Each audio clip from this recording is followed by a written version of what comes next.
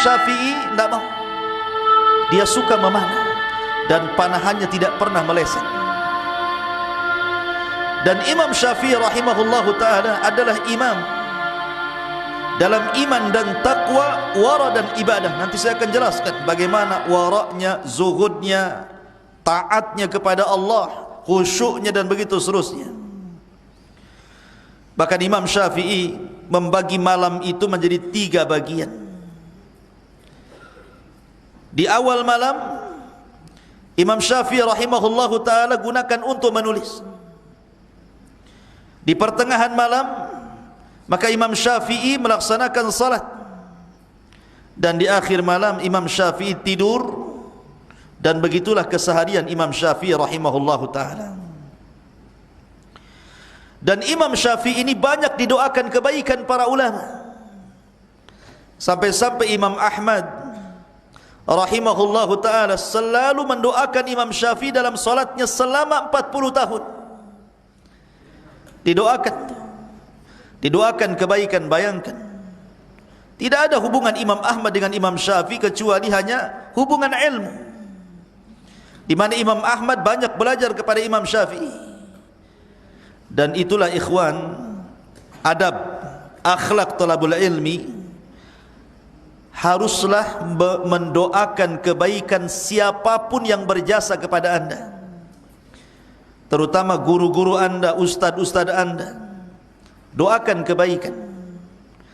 Makanya kalau kita sering membaca kitab para ulama berikan contoh kepada kita apabila menukilkan perkataan para ulama, jangan tinggalkan kata-kata rahimahullah, semoga Allah merahmatinya. Contohnya qala al-Bukhari rahimahullahu ta'ala, qala Abi Dawud rahimahullahu ta'ala, qala al-Imam Ahmad rahimahullahu ta'ala, qala Syekhul Islam rahimahullahu ta'ala. Kalau mereka sudah wafat. Tapi kalau mereka masih hidup, maka kita katakan hafizahullahu ta'ala. Begitu, semoga Allah menjaganya. Adab seorang talabul ilmi mendoakan siapapun yang berjasa kepada anda. Lihat Imam Ahmad, karena Imam Syafi'i banyak berjasa menorehkan ilmu kepada Imam Ahmad. Sampai-sampai Imam Ahmad selama 40 tahun mendoakan kebaikan dalam sujudnya pada setiap solatnya. Bahkan Imam Ahmad Ibn Hanbal ketika memberikan catatan kepada hadis Nabi SAW, innallaha yab'atsu li hadhil ummati ala ra'si kulli mi'atin man yujaddidu laha dinah.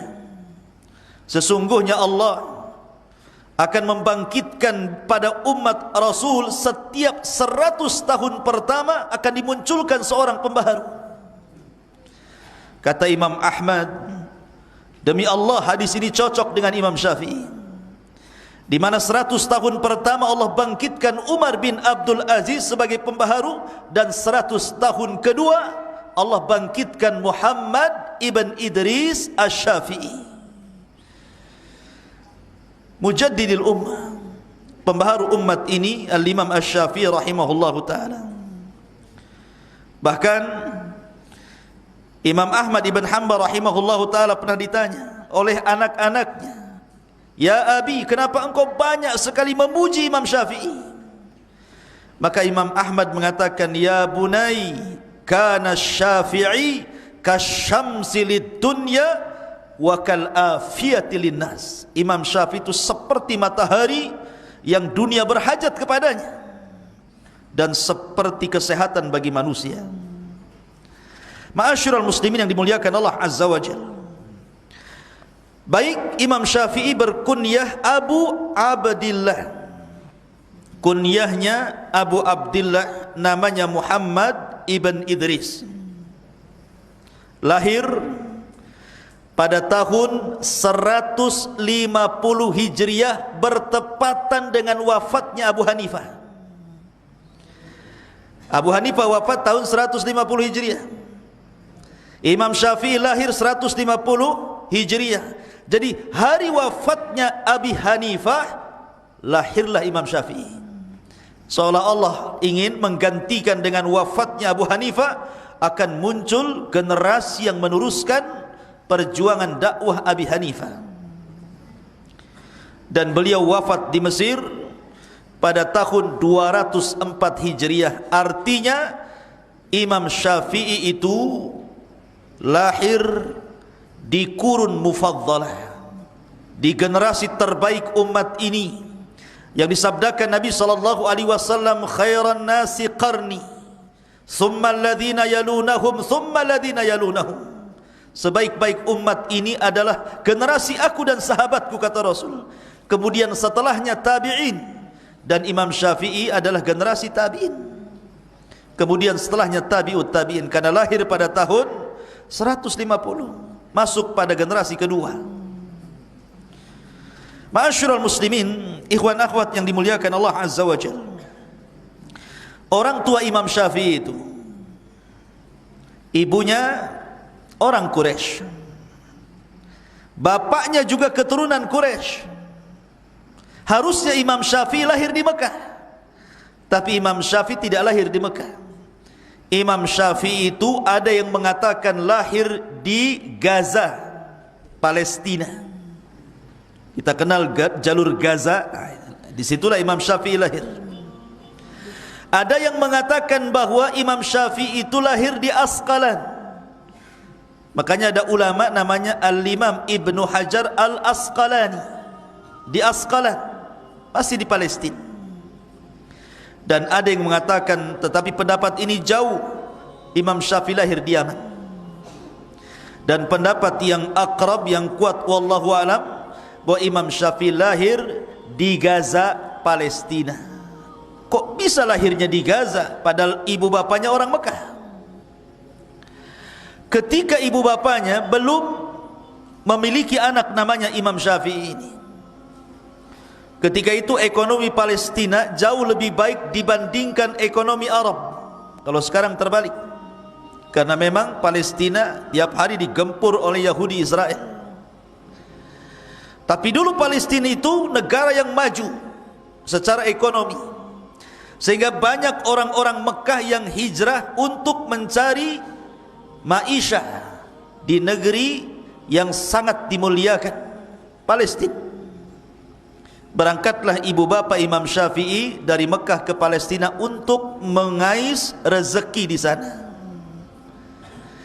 Sesampainya di Palestina, kemudian Allah takdirkan ibunya hamil.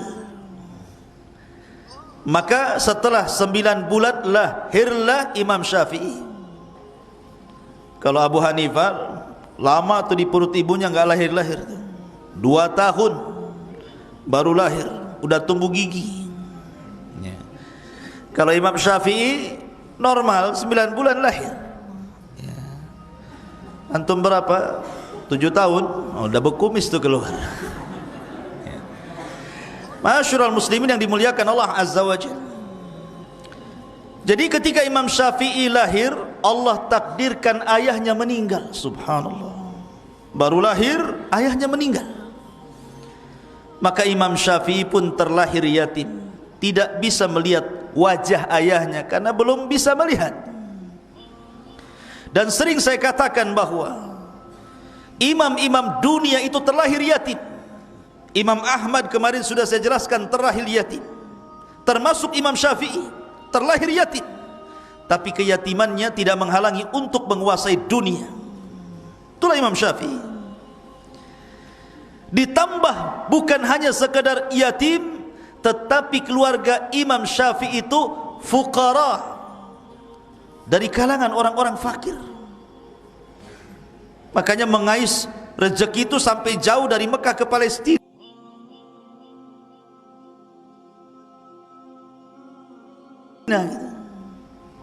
Tapi Imam Syafi'i memiliki ibunda yang sangat cerdas, cerdasnya luar biasa. Makanya akhwat di belakang, jadilah seperti ibunya Imam Syafi'i. Suatu ketika ibunya ini dijadikan saksi dalam sebuah kasus di persidangan. Didatangkan 3 orang, 1 laki-laki 2 perempuan. dalam persidangan itu.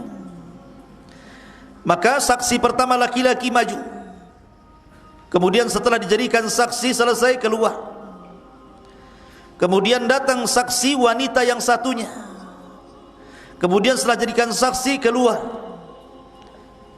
kemudian setelah itu ibunya Imam Syafi'i menjadi saksi.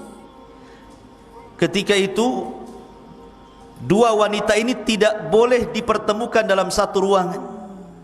Saksi tidak boleh berjumpa dalam satu ruangan, harus sendiri-sendiri, nanti ngasih keterangannya beda-beda.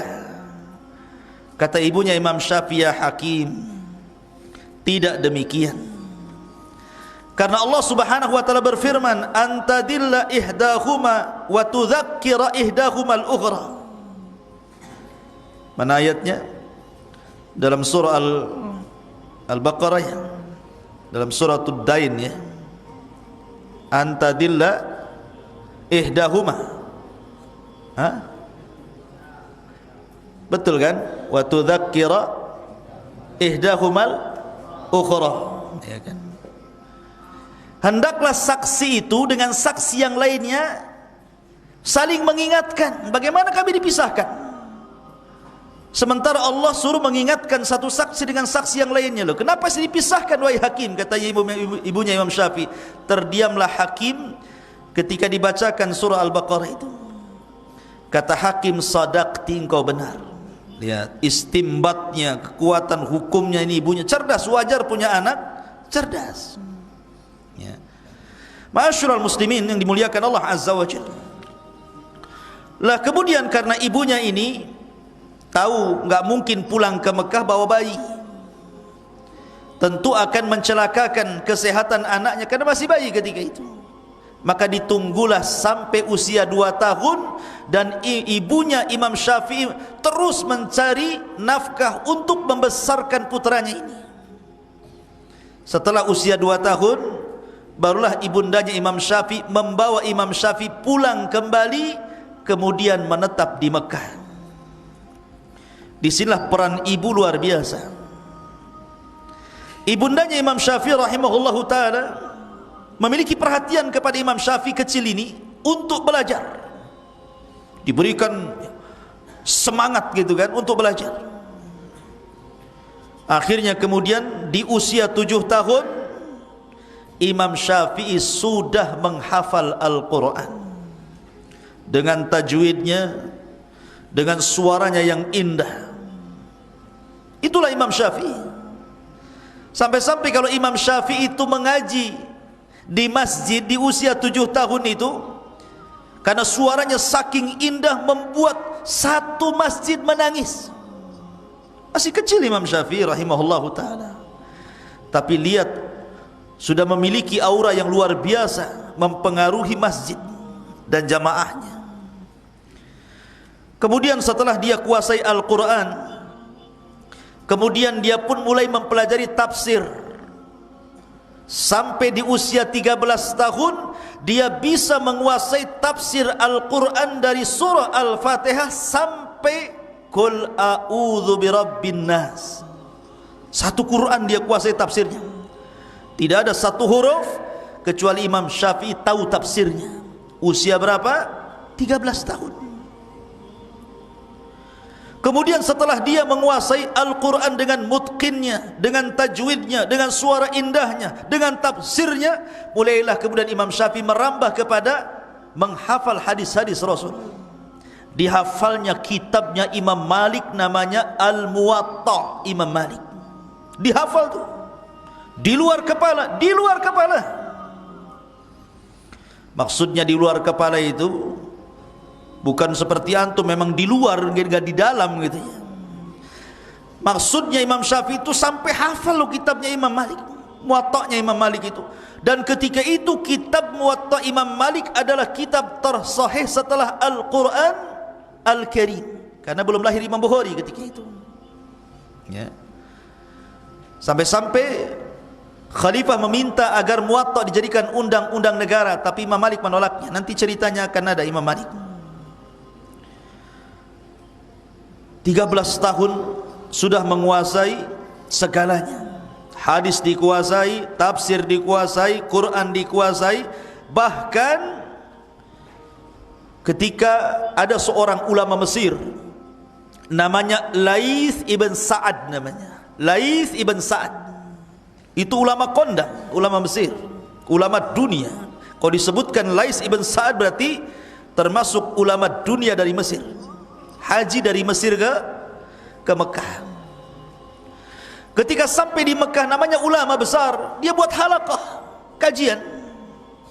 Banyak orang yang bertanya, belajar kepada Laits ibn Sa'ad yang sedang memberikan ceramah di Masjidil Haram itu. Datang Imam Syafi'i, usianya 13 tahun. Kemudian mendengarkan kajiannya Laits ibn Sa'ad. Salah satu petikan ucapan Laits ibn Sa'ad adalah, sesungguhnya sebab perpecahan umat ini karena tidak paham bahasa Arab. Kalau anda ingin mempersatukan umat, maka satukanlah dengan bahasa. Mendengar itu Imam Syafi'i tergerak ingin belajar menguasai bahasa Arab yang sangat fusha. Berangkatlah Imam Syafi'i ke kabilah Hudzail. Kabilah apa? Kabilah Hudzail. Ini kabilah yang masih murni bahasa Arabnya. Belajar di situ dia. Akhirnya Imam Syafi'i menjadi seorang penyair, kondang, pujangga, ahli bahasa, dan diakui keindahan balaghahnya. Subhanallah. Kemudian dia kembali ke Mekah di usia 15 tahun. Di Mekah itu ikhwan, ada seorang ulama namanya Sufyan ibn Uyainah, ulama besar Mekah. Melihat kecerdasan Imam Syafi'i yang luar biasa, menguasai Quran, tafsir, hadis, bahasa, macam-macam. Kata Sufyan ibn Uyainah, wahai Syafi'i, maukah kau menjadi mufti Mekah?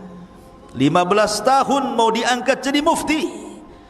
Mufti itu orang yang kasih fatwa. Semua manusia dari dunia datang meminta fatwa kepada Imam Syafi'i di usia 15 tahun.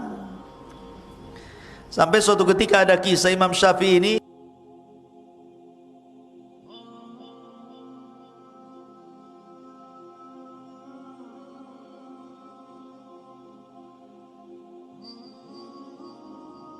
usianya belum balik, hampir 15 tahun tapi belum 15 tahun. Kasih kajian di bulan Ramadan di siang hari. Karena kebanyakan ngomong, haus Imam Syafi'i. Karena haus, diambilnya ini minuman ini ya. Nah, kemudian diminum. Tunggu ya. Imam Syafi'i minum. Kena ini pula. Alhamdulillah. Ya. Jadi murid-muridnya heran. Ya Syafi'i, ini bulan Ramadan, kau tidak puasa ya? Katanya. Jawaban Imam Syafi'i, saya kan belum balik, belum wajib puasa katanya. Cerdas Imam Syafi'i, bisa menjawab dia. Ya. Ma'asyiral muslimin yang dimuliakan Allah Azza wa Jalla. Jadi Imam Syafi'i itu usia 7 tahun hafal Quran, usia 13 tahun sudah mampu menguasai tafsir dan mampu menghafal kitabnya Imam Malik Al-Muwatta. Umur 15 tahun sudah menjadi mufti dunia. Tetapi Imam Syafi'i tidak kenyang dengan itu. 15 tahun ikhwan jadi mufti. Hari ini usia 15 tahun di mana? Nongkrongnya itu di jembatan-jembatan, di jok-jok motor, jadi geng motor kan itu. Kemudian diwarnai kepalanya ada biru pelangi merah kayak jengger ayam, ikut anak pang. Nah, ya anak-anak sekarang ya kan 15 tahun tuh ya sudah brutal tidak jelas. Imam Syafi'i 15 tahun, nah ini harus semangat antum ini menjadi mufti. Tapi tidak, Imam Syafi'i tidak kenyang. Lah Imam Syafi'i itu sejarah belajarnya memang luar biasa. Karena memang dia fakir. Sekali lagi Imam Syafi'i itu miskin. Miskin sekali. Untuk membeli pena saja tidak bisa Imam Syafi'i itu. Ibunya itu untuk membelikan Imam Syafi'i pena tidak bisa. Saking miskinnya. Tapi karena melihat Imam Syafi'i ini anaknya memang memiliki bakat kecerdasan, ibunya ngomong kepada Imam Syafi'i, "Ya Imam, ya Syafi'i, berangkatlah kau ke kantor," mungkin bahasa kitanya ke kantor pos, baridah ya. Nanti biasanya di kantor pos itu atau di kantor-kantor pemerintah biasanya ada lembaran-lembaran kertas yang dibuang di tong sampah. Kalau memang ada tulisannya sebelah sini, sebelah sininya kosong, kan bisa ditulis di situ. Jadi Imam Syafi'i tiap hari mencari kertas yang ada kosongnya itu. Dia catat di situ. Akhirnya karena setiap hari dia butuh kertas, susah pula dia cari kertas itu. Karena tidak setiap hari ada kertas dibuang. Menangis dia kepada ibunya. Merengek, "Gimana ini, Bu?" Kata ibunya, "Ya Syafi'i, kau datang ke Jazur. Jazur itu tempat penyembelihan unta. Nanti kalau ada tulang paha unta yang dibuang, kau ambil. Kau keringkan, kan besar tuh paha unta tuh.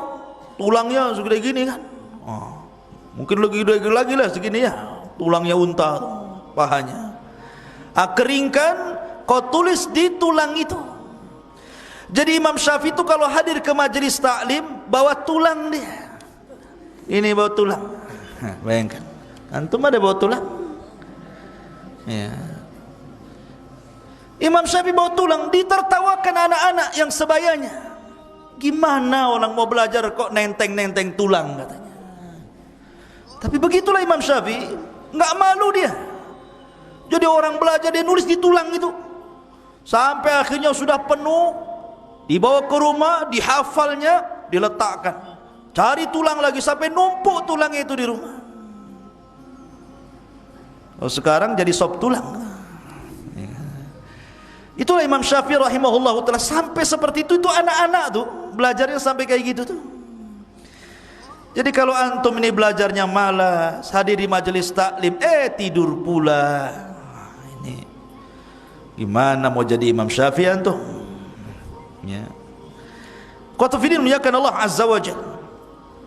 Lah akhirnya ketika Imam Syafi'i berusia 20 tahun, wah, sudah banyak ilmu dikuasai. Dia ingin rihlah sebagaimana kebiasaan para ulama dulu. Maka Imam Syafi'i pun pengen rihlah, pengen safar, mencari ilmu ke berbagai macam negeri. Subhanallah, Imam Syafi'i berhasil menggabungkan dua madhab dalam fikihnya. Karena belajar kepada ulama-ulama dua madhab itu. Pertama madhab ahli hadis. Berangkatlah Imam Syafi'i ke mana? Ke Madinah, belajar kepada Imam Malik. Karena Madinah itu terkenal madhabnya ahlul hadis, madhab Malikiyah. Belajar kepada Imam Malik. Awalnya tidak mungkin seorang Imam Syafi'i harus datang kepada imam yang sangat besar, yang sangat masyhur mendunia, namanya Imam Malik. Sama ketika masih kecilnya Imam Syafi'i ini ingin belajar Quran, sementara gurunya ada bayaran. Nangis dia sama ibunya, "Bu, saya tidak bisa hadir di majelis itu karena harus bayar." Kata ibunya, "Nak, sudah gini saja, kamu jangan ikut di halaqah itu kalau bayar. Kau duduk jauh-jauh sikit dari situ, kau kuping apa yang dikatakan gurumu, kau dengarkan, kau rekam." Bayangkan. Jadi kalau mamanya yang bayar di situ, udah duduk di sini dengerin aja. Akhir semua yang diucapkan gurunya itu terekam kayak di MP3 kepalanya tuh. Suatu ketika gurunya nggak hadir, tiba-tiba Imam Syafi'i menggantikan posisi gurunya, ngajari anak-anak sebayanya. Datang gurunya kaget, takjub melihat, aduh, anak kecil bisa ngajar dan mampu dengan pelajarannya. Dari situlah maka dia kata gurunya, "Ya sudah, kamu kalau saya tidak hadir, kau yang ngajar." Itu masih anak-anak tuh. Makanya ketika kemudian Imam Syafi'i ingin safar ke Imam Malik, dia mikir nih, gimana sih berjumpa dengan Imam Malik ini? Akhirnya dia mencari perantara sana sini untuk berjumpa dengan Imam Malik dan belajar kepada Imam Malik. Dia punya kerabat seorang pejabat di Madinah, minta supaya dilobikan kepada Imam Malik dan dia boleh hadir di majelisnya Imam Malik. Imam Malik menolak, ilmu itu tidak untuk disogok seperti itu. Kemudian Imam Syafi'i melihat Imam Malik agak keras gitu, takut tidak diterima menjadi muridnya, maka dia mengatakan, "Ya Imam, sesungguhnya aku sudah hafal kitabmu Al-Muwatta itu." Belum belajar sudah hafal kitabnya. Antum sudah belajar lupa kitabnya. Itulah antum. Ya. Jadi Imam Syafi'i dah hafal tuh, kaget Imam Malik. Bener tak bahasa kitanya? Akhirnya kemudian Imam Syafi'i membacakan Muwatta'nya Imam Malik di luar kepalanya. Takjublah Imam Malik kepada Imam Syafi'i rahimahullahu ta'ala. Makanya kemudian Imam Malik mengatakan kepada Imam Syafi'i, "Aku lihat laqad alqa ala qalbika nuran fala tutfi'uhu bil ma'siyati." Ya Syafi'i, kata Imam Malik nih, ini tazkiyah nih, rekomendasi. Aku lihat di hatimu ada cahaya ilmu. Jangan kau padamkan cahaya ini dengan maksiat. Dan itu pula yang kemudian menjadi nasihat gurunya Al-Waqi' Ibnul Jarrah. Ketika suatu ketika Imam Syafi'i ini susah menghafal. Biasanya menghafal mudah, ini susah kali dia menghafal. Dia datang kepada Imam Waqi', "Ya Imam, kenapa hafalanku susah?" Dia mengatakan, "Syakautu ila Waqi' su'a hifdin fa arsyadani bi antarkil ma'asi wa'lam bi annal ilma nurun wa nurullahi la yuhda lil 'asi." Aku mengadu kepada Imam Waqi' tentang masalah hafalanku. Maka Imam Waqi' mengarahkan agar aku meninggalkan maksiat, karena ilmu itu cahaya, dan cahaya tidak mungkin masuk ke hati orang yang bermaksiat. Maka nasihat Imam Malik sama dengan Imam Waqi', karena dua-duanya gurunya Imam Syafi'i. Sampai-sampai Imam Syafi'i heran, maksiat apa yang saya lakukan? Rupanya ini tempat Imam Syafi'i tinggal, ini tempat gurunya belajar, di tengah-tengahnya pasar. Jadi kalau lewat itu lewat depan pasar, dan pasar itu tempat perangnya setan dengan manusia. Karena pasar itu semua maksiat ada. Yang hasad ada di pasar, yang dendam ada di pasar, jimat tangkal ada di pasar, dunia perdukunan ada di pasar, yang sumpah-sumpah palsu ada di pasar. Semua ada di pasar. Makanya pasar itu seburuk-buruk tempat. Gara-gara lewat depan pasar itu yang menjadi melorotnya hafalan Imam Syafi'i. Setelah dia pikir-pikir, apa jangan-jangan gara-gara lewat depan pasar, besok saya ganti rutenya ke belakang pasar. Kuat lagi hafalannya dia. Tuh lihat, ya. Hanya gara-gara itu. Ma'asyiral muslimin yang dimuliakan Allah Azza wa Jalla. Akhirnya Imam Syafi'i diangkat menjadi muridnya Imam Malik, dan dia menyerap seluruh ilmunya Imam Malik. Tidak cukup di situ dia belajar kepada ulama-ulama Madinah. Ulama-ulama yang ada di Madinah, setelah belajar kepada ulama-ulama yang ada di Mekah, kemudian belajar kepada ulama-ulama yang ada di Madinah, kemudian dia berangkat ke mana? Ke Irak. Ke Irak, ingin memperdalam madhabnya Ahlu Ra'i. Madhabnya Ahlu Ra'i, orang yang banyak berdebat dengan akalnya, itu Ahlu Ra'i namanya, dan itu madhab Hanafi. Belajarlah beliau kepada salah satu muridnya Imam Abi Hanifah, Muhammad Hasan Asy-Syaibani, dan yang lainnya. Akhirnya dia pun menyerap seluruh ilmu yang ada pada Abi Hanifah lewat murid-muridnya. Jadi dia sudah menguasai dua mazhab itu, satu mazhab Maliki ahli hadis, dan satu mazhabnya Abi Hanifah Ahlu Ra'i. Setelah itu dia berangkat ke Yaman. Belajar di Yaman, belajar kepada Mutarrib ibn Mazin as-San'ani, belajar kepada Yahya ibn Hassan dan banyak para ulama Son'a. Maka Imam Syafi'i pun berhasil mengumpulkan banyak referensi dari madhab yang eksis kala itu.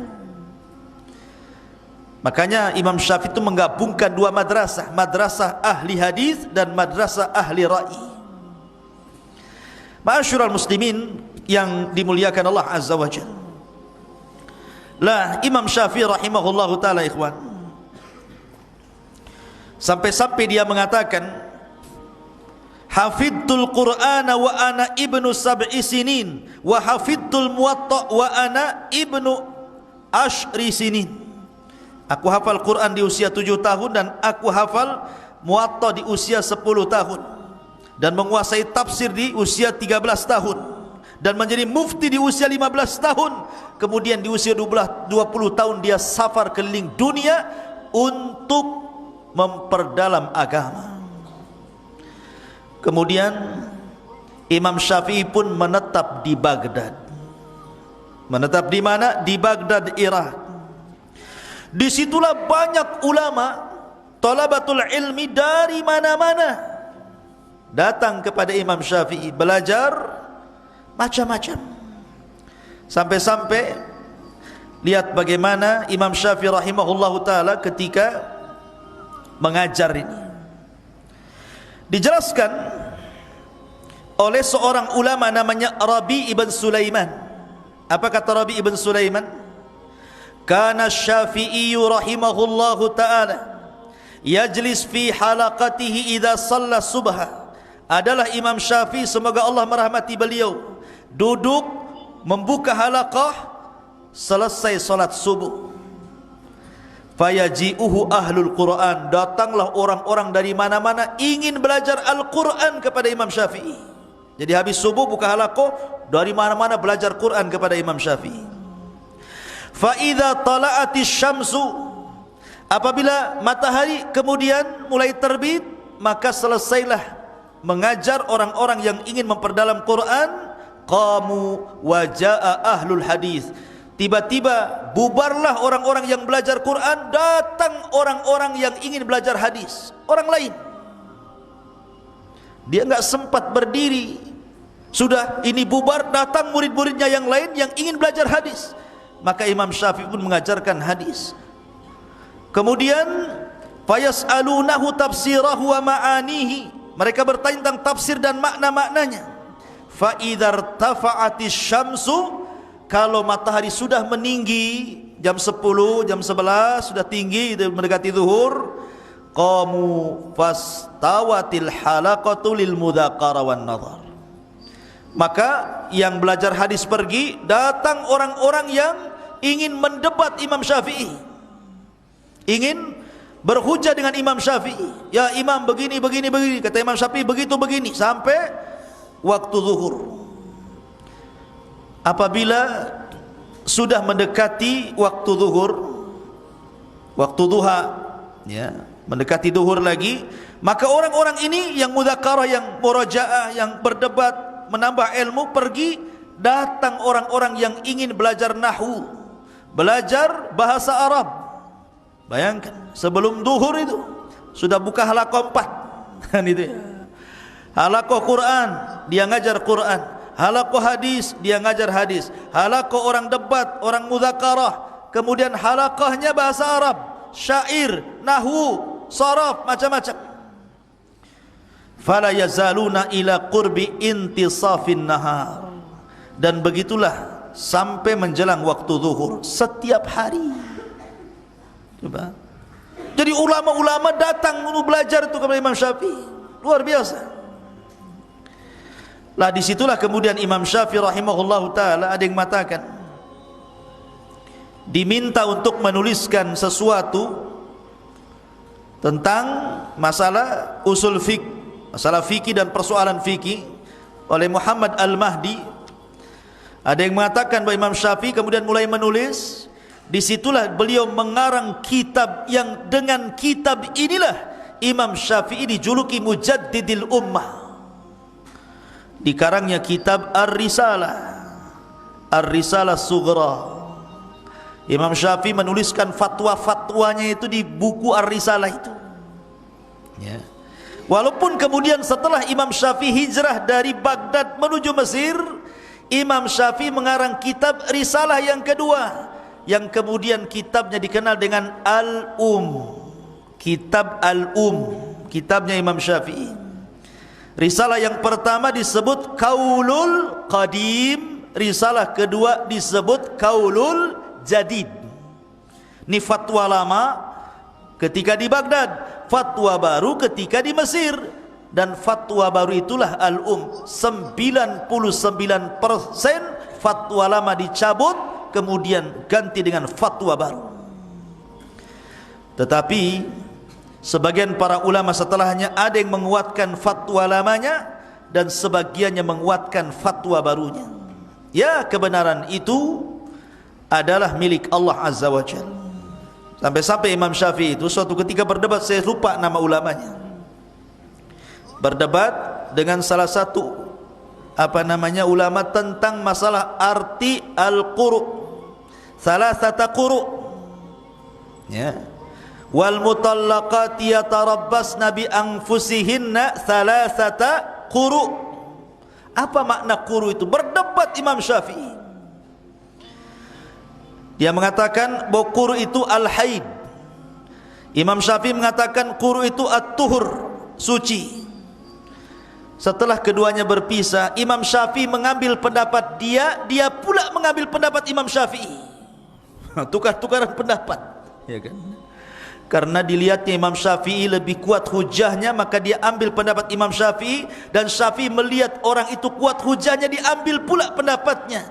Begitulah para ulama, kebenaran itu ada pada hujjah, pada dalil Al-Quran dan Sunnah Nabi sallallahu alaihi wasallam. Ma'asyiral muslimin yang dimuliakan Allah Subhanahu wa taala, Imam Syafi'i rahimahullah taala kemudian ketika safar ke Yaman, subhanallah, setiap ulama itu punya ujian, ikhwan. Kemarin Imam Ahmad saya ceritakan bagaimana ujian dari orang-orang Mu'tazilah yang mengatakan Quran makhluk, hampir mati Imam Ahmad. Rupanya Imam Syafi'i juga sama. Imam Syafi'i dituduh oleh orang-orang Syiah. Jadi dituduh sebagai tasyayyu. Sementara ketika itu daulah yang berkuasa adalah daulah Abbasiyah. Jadi Imam Syafi'i dituduh orang-orang Syiah hendak memberontak kepada Khalifah Harun Ar-Rasyid, karena dia hidup di zaman Khalifah Harun Ar-Rasyid. Dituduh memberontak. Kenapa? Karena hasadnya tuh, lihat. Karena Imam Syafi'i ketika safar ke Yaman sambil bekerja sambil belajar, rupanya orang-orang tahu kecerdasannya, akhirnya banyak orang yang belajar kepada Imam Syafi'i, lama-lama terkenal dan menyebar nama Syafi'i itu. Banyak orang hasad. Itulah hasad itu biasanya sesama profesi.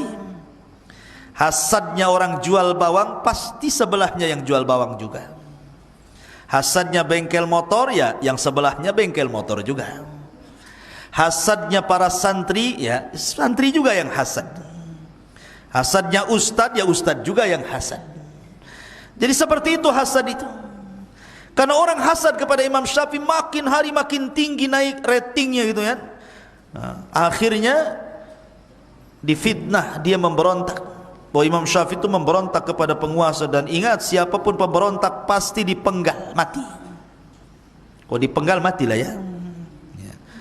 Banyak para ulama yang kemudian akhirnya dibunuh karena tuduhan-tuduhan ini, termasuk Imam Syafi'i. Hampir melayang kepalanya tuh. Akhirnya kemudian Imam Syafi'i dihadapkan kepada Khalifah Harun Ar-Rasyid. Dan di samping Harun Ar-Rasyid ini ada ulama-ulama yang salah satunya menjadi gurunya dari murid-murid Abi Hanifah. Kemudian di situ Imam Syafi'i berhujah di hadapan khalifah, aku tidak mungkin memberontak. Engkau dari keluarga Rasul, kami juga sama. Macam-macam dalil.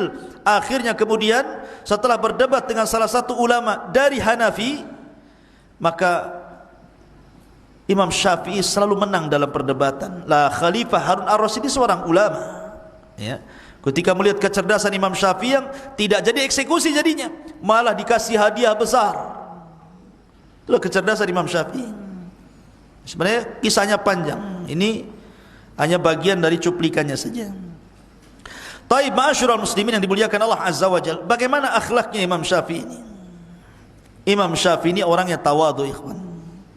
Rendah diri, rendah hati. Suatu ketika, kata Yunus As-Sadafi, ada ulama namanya Yunus As-Sadafi, itu muridnya Imam Syafi'i juga. Dia mengatakan, ma ra'aitu aqal min asy-Syafi'i. Aku tidak pernah melihat orang yang lebih berakal dibandingkan Syafi'i. Kenapa Yunus As-Sadafi mengatakan seperti itu? Nazartuhu yawman fi mas'alatin, thumma if tarakna walaqiyani fa akhadha biyadi, thumma qala ya Aba Musa ala yastaqim an nakuna ikhwanan wa illam nattafiq fi mas'alatin. Jadi Yunus As-Sadafi ini berdebat dengan Imam Syafi'i dalam sebuah masalah, sampai marah Yunus As-Sadafi ini. Marah, pergi dia. Maka Imam Syafi'i rahimahullah ta'ala datang menemui Yunus As-Sadafi. Falakiyani, dia pun datang menemuiku.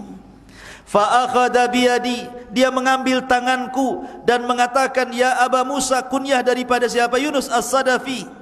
Tidakkah kita lebih baik bersaudara walaupun kita ini berselisih dalam masalah? Bersaudara sajalah, baik-baik saja. Antum harusnya begitu. Jangan gara-gara sendal kemudian tak mau bicara, gara-gara lauk kemudian bertengkar, gara-gara hadiah tak dapat pula sewot. Ma'asyiral muslimin yang dimuliakan Allah Azza wa Jalla, begitulah akhlaknya Imam Syafi'i, rendah. Sampai-sampai Imam Syafi'i itu dia mengatakan, sesungguhnya kalau aku berdebat dengan orang, aku hanya mengharap kebenaran ada pada dia, katanya, supaya aku bisa mengambil faedah. Itulah Imam Syafi'i. Ma'asyiral muslimin yang dimuliakan Allah Azza wa Jalla. Kemudian juga di antara akhlak Imam Syafi'i ini, beliau itu suka mendorong orang untuk belajar. Mendorong orang untuk belajar. Antum harusnya begitu. Kalau antum lagi libur, pulang, punya adik, antum semangati adik antum. Lah Imam Syafi'i suka seperti itu, menyemangati orang untuk belajar. Sampai-sampai Imam Ahmad ibn Hanbal rahimahullahu ta'ala, ataupun ulama yang lainnya, atau Imam Ahmad ibn Hanbal pernah mengatakan, Abdullah ibn Ahmad ibn Hanbal, putra daripada Ahmad bin Hanbal, namanya Abdullah. Qultu li abi, aku berkata kepada bapakku, kepada bapakku, kemudian kenapa engkau selalu mendoakan Imam Syafi'i yang sudah saya ceritakan di awal? Ini alasan Imam Ahmad, ya bunai kana Syafi'i kasyamsi lid dunya. Matahari seperti matahari untuk dunia. Imam Syafi'i suka menerangi orang dengan ilmunya, mengajak orang kepada kebaikan. Begitulah akhlaknya Imam Syafi'i rahimahullahu ta'ala. Makanya wajar sekali lagi, bukan Imam Ahmad saja yang mendoakan Imam Syafi'i itu. Sampai-sampai di antara para ulama yang ikut mendoakan Imam Syafi'i banyak, seperti Yahya bin Madini, Yahya bin Ma'in, Ali bin Madini, dan ulama-ulama kondang lainnya selalu mendoakan Imam Syafi'i kebaikan. Dan ibadahnya, lihat bagaimana ibadahnya Imam Syafi'i. Imam Syafi'i ini orangnya wara. Dia selalu menghatamkan Al-Quran pada setiap malam, 1 kali khatam. Setiap malam khatam. Karena beda orang yang membaca Quran dengan hafalan dengan orang baca Quran lihat mushaf. Biasanya orang yang membaca Quran lewat hafalan cepat dia selesainya. Karena Imam Ahmad itu dah ngelotok Quran itu, tidak perlu lihat mushaf lagi, cepat. Setiap hari menghatamkan Quran. Dan apabila datang di bulan Ramadan, maka Imam Ahmad menghatamkan Quran setiap malam 1 hatam, dan di siang harinya juga menghatamkan Al-Quran. Berarti 1 hari 2 kali itu kalau Ramadan, 60 kali berarti ya. Kalau surah Ramadannya 30 hari kan berarti 60 kali dia menghatamkan Quran. Sekuat itu Imam Syafi'i mampu menghatamkan Quran. Coba. Bahkan Al-Husain ibn Ali Al-Qarabisi, Al-Husain ibn Ali Al-Qarabisi pernah bercerita, aku pernah suatu ketika menginap di rumahnya Syafi'i. Thamanina lailatan, 80 malam aku menginap di rumah Imam Syafi'i. Kana yusalli nahwa thuluthil laili la yamurru bi ayati rahmatin illa sa'alallaha li nafsihi walil mu'minina ajmain wa la yamurru bi ayati adzabin illa ta'awwadha billahi minha wa sa'ala an-najata li nafsihi wa li jami'il muslimin wa ka'annama jumi'a lahu ar-raja'u war-rahbah. Katanya Husain ibn Ali Al-Qarabisi, kalau aku melihat Imam Syafi'i sedang solat malam itu, apabila membaca ayat yang berkaitan dengan rahmat Allah, maka Imam Syafi'i akan mendoakan kebaikan untuk dirinya, untuk orang lain, dan untuk kaum muslimin secara keseluruhan. Dan apabila dia membaca ayat-ayat azab, maka dia langsung berlindung kepada Allah, kemudian meminta keselamatan untuk dirinya dan untuk seluruh kaum muslimin. Dia selalu mengumpulkan rasa takut dan harapan. Luar biasa Imam Syafi'i ibadahnya. Makanya wajar kita lihat pujian-pujian para ulama. Di antaranya Abdul Malik Al-Maimuni. Abdul Malik Al-Maimuni dia mengatakan, kuntu inda Ahmad ibn Hanbal, aku berada di samping Ahmad ibn Hanbal rahimahullahu ta'ala, wajara dzikra Syafi'i. Aku lihat Imam Ahmad itu terus membesar-besarkan Imam Syafi'i, selalu membesar-besarkan Imam Syafi'i, diagungkannya Imam Syafi'i, dibesarkannya gitu kan, menunjukkan bahwa sekelas Imam Ahmad loh, imam dunia, dia bisa memuji ulama itu luar biasa. Berarti ulama itu memang ulama luar biasa, karena dipuji yang memujinya bukan ulama biasa juga. Imam Ahmad bin Hanbal rahimahullahu ta'ala.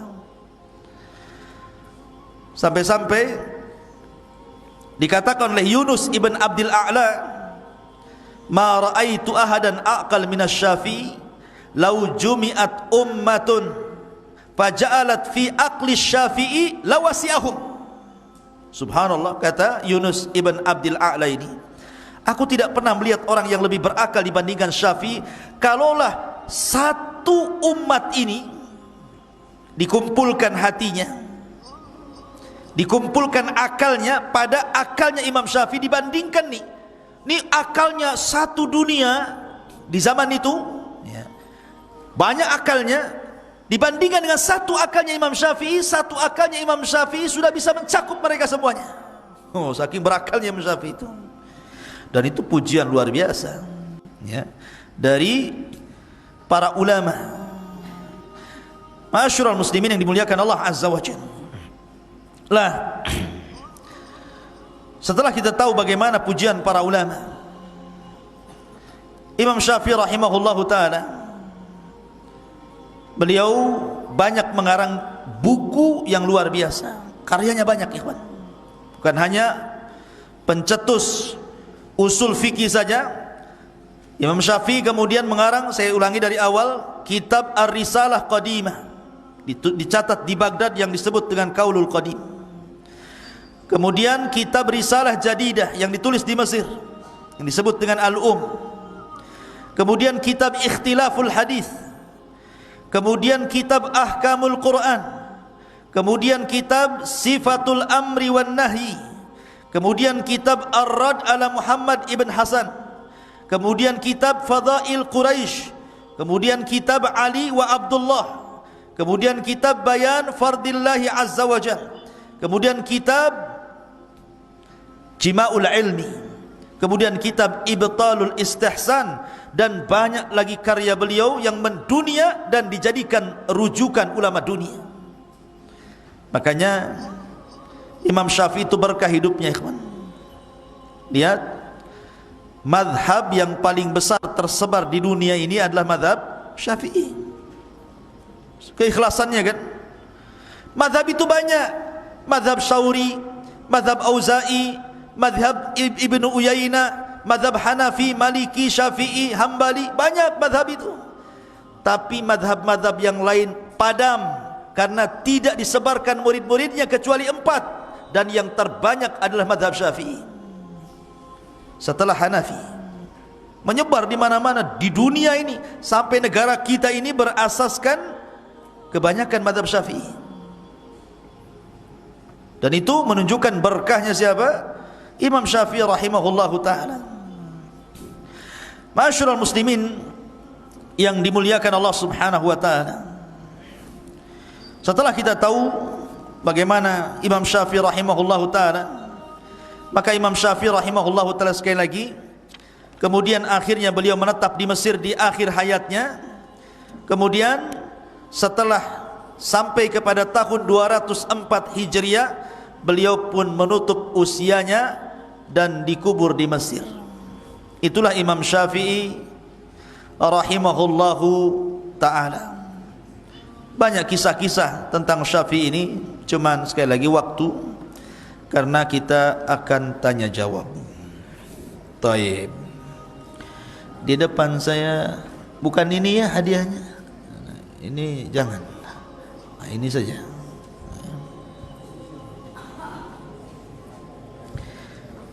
Laziz, akhwat dulu, akhwat 2, ikhwan 2. Masih ada lagi, jangan kecewa. Masih ada 1 karung. Akhwat,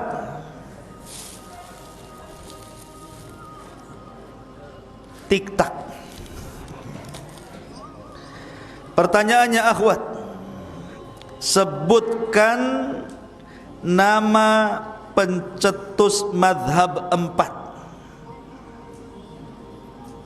Nama-nama ulama madhab yang 4. Silahkan tunjuk musrifahnya.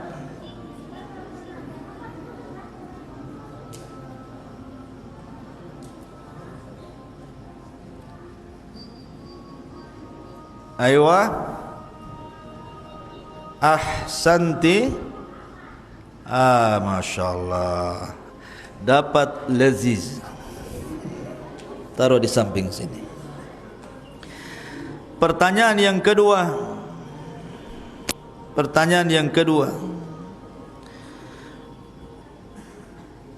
Di antara kakek Nabi di antara kakek Imam Syafi'i ada yang menjadi sahabat Rasul. 2 kakek buyutnya, siapa dia?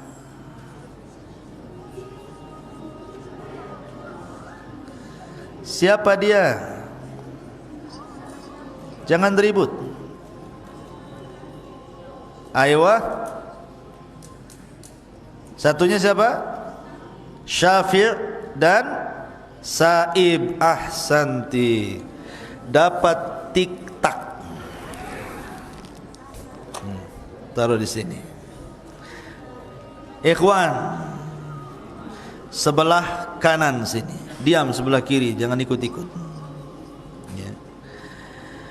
Imam Syafi'i rahimahullahu ta'ala membagi malamnya, rutinitas malamnya 3 bagian. Sebutkan 3 bagian itu. Mana yang belum? Antum lah. Berdiri.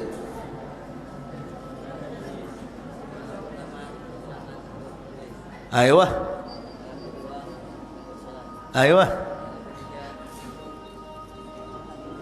Malam ketiga apa? Begadang?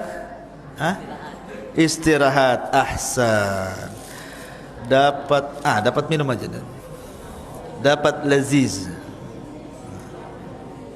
Lazid itu maksudnya mungkin. Taib. Sebelah sini. Imam Syafi'i dari usia 7 tahun sampai 13 tahun dia punya reputasi baik. Dia bisa menguasai banyak ilmu. Ilmu apa saja yang dikuasai?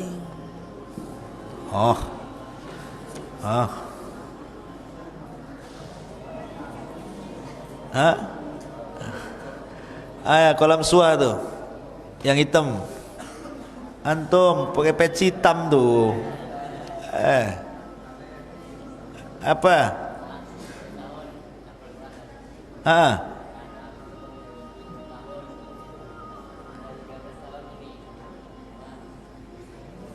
Ini itu. Lama duduk antum. Antum. Berdiri. Ya. Itu saja.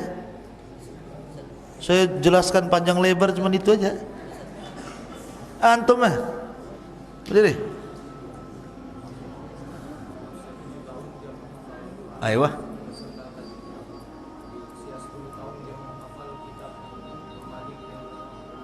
Ayo. Ahsan. Nah, ini baru lengkap. Dapat apa nih? Gemes. Baik. Ahwat lagi 2. Sebutkan nama Imam Syafi'i. Cepat.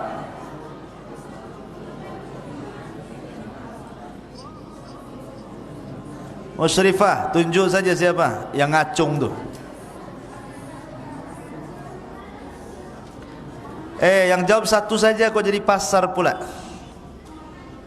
Muhammad Ibn Idris. Ahsanti, dapat laziz.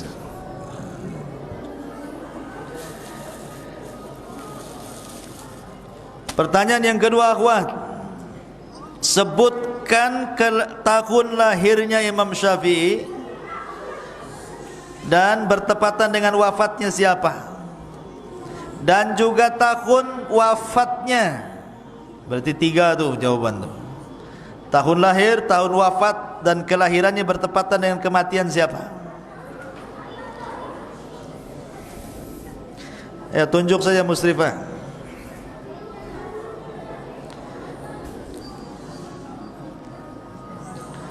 Ayo.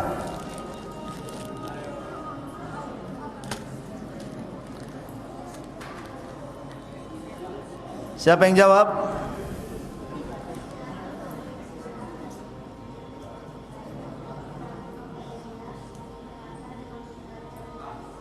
Ayo.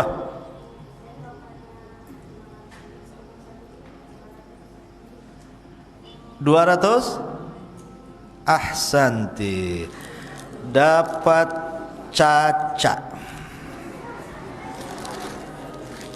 Tidak tahu itu isinya apa, Caca. Ikhwan, laziz. Wah, senang kalau laziz ini ya. Berarti yang sulit pertanyaannya, karena dapat laziz. Taib. Sebutkan Imam Syafi'i ini menggabungkan 2 madhab. Madhab apa saja?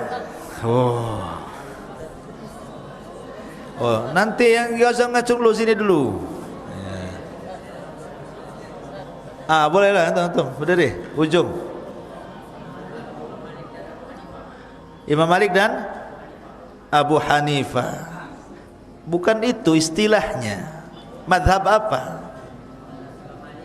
Madhab Imam Malik itu madhabnya disebut madhab apa? Bukan. Antum cepat lama. Ahsan, ahlul hadis dan ahlu ra'i itu yang saya inginkan. Laziz antum. Air zam-zam. Mau antum? Jangan, tuntut anak. Taib. Gemes.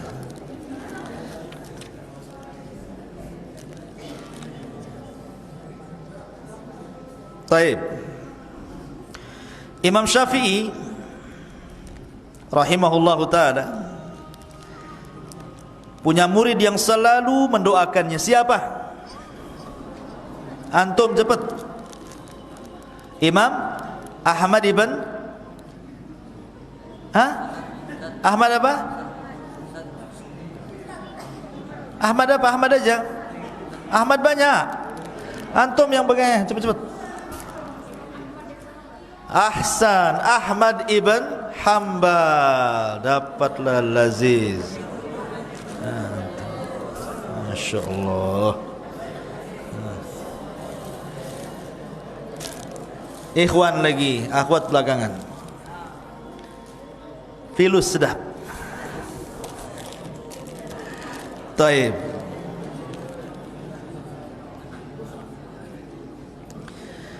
Imam Syafi'i rahimahullahu ta'ala, rihlah talabul ilmi, sebutkan 3 negara rihlahnya. Antum Madinah, Yaman, baru 2, satunya Irak. Ahsan. Dapat apa tadi? Filus. Filus. Sebutkan gurunya. Berdiri, jangan nengok. Imam Waqi, Ibnul Jarrah dan Imam Malik. Ahsan. Akhwat, apa nasihat Imam Waqi kepada Imam Syafi'i? Tik-tak.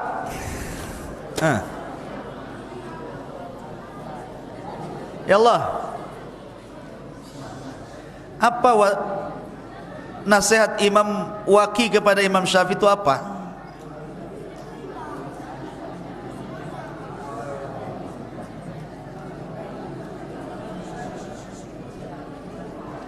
Nanti pembagian hadiah ke depan saya minta musrif, coba saya minta daftar nama ya. Jadi enggak usah nunjuk. Saya akan sebutkan namanya saja. Supaya terurut ya. Saya minta itu ya. Daftar nama. Nanti dapat dia lagi kan. Asik tik-tak dia aja, TikTok dia lagi kan. Ayo akhwat. Ayo.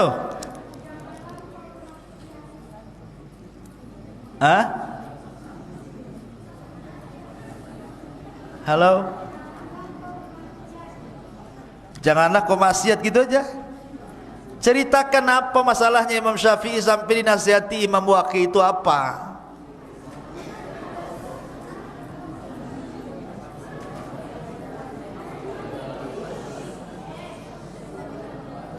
Coba tertibkan musrifahnya situ. 1.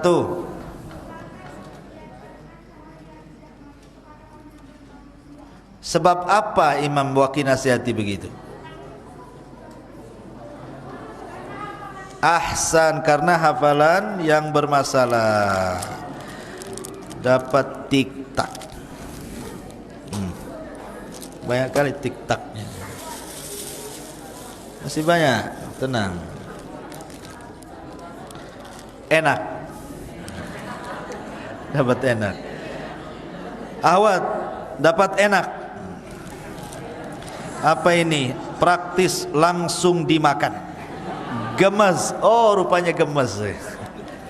Cuman enak gini saja. Taib. Ahwat lagi.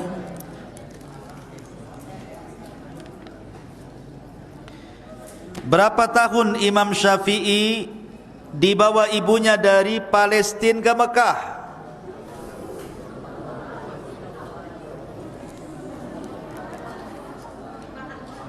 Ahwat, 5 tahun? Udah gede dong. 2 tahun, ahsan. Masya Allah. Barakallahu fiik. Ikhwan, sisa 3. Sisa 4 dengan kerasanya. 1, 2, 3. Taib.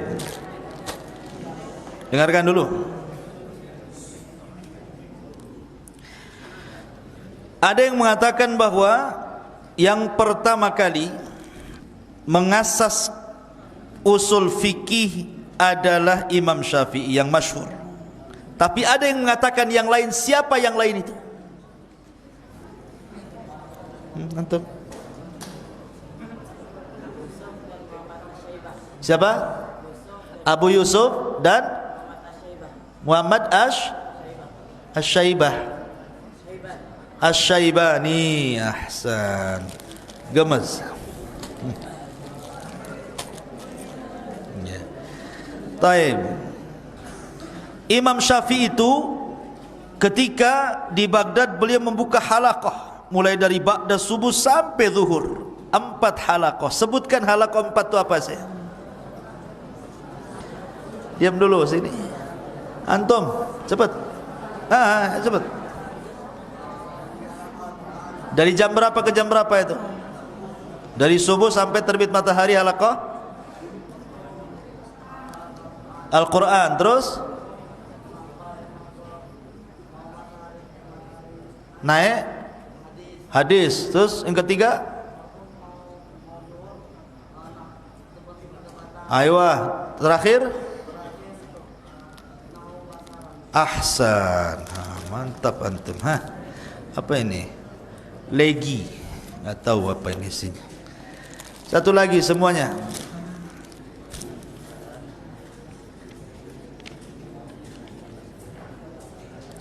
Taib. Imam Syafi'i lahir di mana?